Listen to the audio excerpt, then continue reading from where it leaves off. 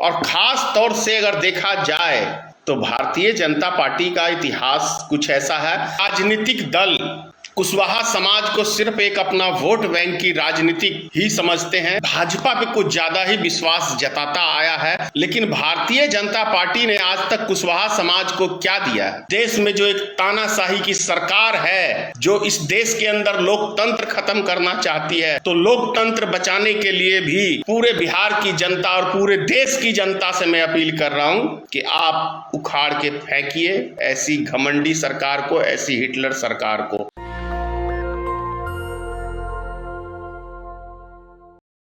कुशवाहा समाज को आज सोचने का वक्त आ गया है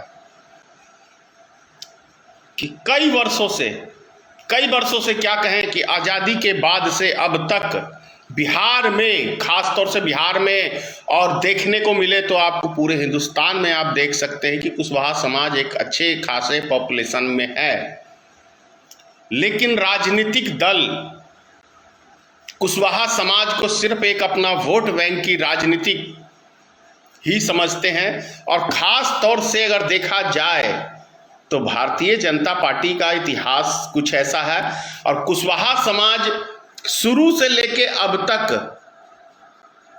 भाजपा पे कुछ ज्यादा ही विश्वास जताता आया है, लेकिन भारतीय जनता पार्टी ने आज तक कुशवाहा समाज को क्या दिया है? क्या दिया है? कहीं कोई हिंदुस्तान में किसी राज्य का कोई मुख्यमंत्री हो, कोई मंत्री हो, सांसद, एमएलए, कहीं इक्के दुक्के अगर उदाहरण के तौर पे कोई एक आध पेश कर दे तो पेश कर दे, लेकिन नहीं, अभी हमें वर्तमान में यदि देखें, देर से ही सही, लेकिन कुशवाहा समाज को आज आरजेडी को याद आया कुशवाहा समाज। इसके लिए मैं उनको बहुत बहुत माननीय लालू प्रसाद जी को और तेजस्वी जी को धन्यवाद देता हूं कि 22 सीटों में से जो आरजेडी के खाते में उनके हिस्से में है, उस अपने कोटे में से उन्होंने 6 प्रत्याशियों को, यानी 22 में से 6 प्रत्याशियों को लोकसभा में अपना उम्मीदवार बनाया है। इसके लिए कुशवाहा समाज और मैं धनेश्वर महतो बहुत बहुत धन्यवाद देता हूं माननीय लालू प्रसाद जी को और साथ में तेजस्वी यादव जी को, जो एक नौजवान लीडर हैं।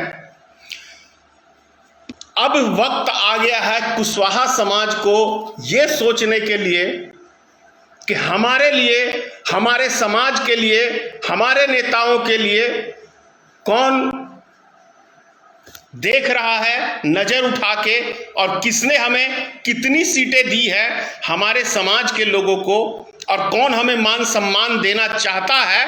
ये बहुत ही गंभीर रूप से विषय है सोचने का, और सही समय पे जो व्यक्ति निर्णय ले उससे बढ़िया कोई हो ही नहीं सकता।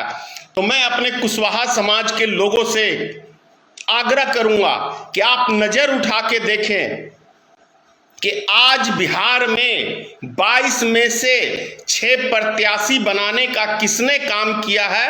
वो राष्ट्रीय जनता दल और श्री लालू प्रसाद जी ने और उनके बेटे तेजस्वी यादव जी ने। मैं उनको बहुत दिल से धन्यवाद देता हूं, और मैं कुशवाहा समाज के लोगों से भी आग्रह करूंगा कि जो आपको मान सम्मान दे रहा है उसका भी आपका कर्तव्य बनता है कि उसे 22 में से 22 सीट जिताने में पूरी तरह ताकत लगा दे। हमारे जो कुशवाहा समाज के लोग हैं वो पूरी अपनी ताकत लगा दे उन प्रत्याशियों को जिताने के लिए, क्योंकि आने वाले समय में एक संकेत है कि कुशवाहा समाज आगे बढ़ने के लिए और बढ़ाने के लिए कौन हमें हमारे साथ कदम से कदम मिला के खड़ा है हमारे साथ, उसके लिए हमारा भी कर्तव्य बनता है। तो मैं आप तमाम कुशवाहा समाज के लोगों से कहना चाह रहा हूं कि आप महागठबंधन को मत दीजिए, और जो हमारे समाज के लिए आगे बढ़े हैं उनको भी आगे बढ़ाने का काम करें।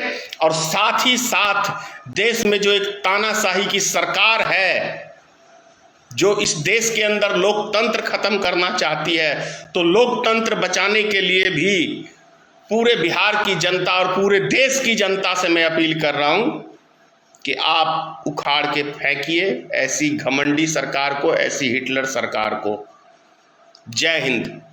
5 साल में एक बारी वक्त आता है, और इस बारी यदि हम चूक गए तो शायद कभी मौका नहीं मिले। विशेष क्या कहूं, आप खुद समझदार हैं। नेशनल दस्तक की आपसे गुजारिश है कि अगर इसको बचाना चाहते हैं तो नेशनल दस्तक को सब्सक्राइब करने के लिए रेड कलर के सब्सक्राइब बटन को दबाएं, फिर बेल आइकन की घंटी दबाएं। नेशनल दस्तक को बचाने के लिए बहुत जरूरी है कि हर खबर को शेयर करें, लाइक करें, कमेंट जरूर करें।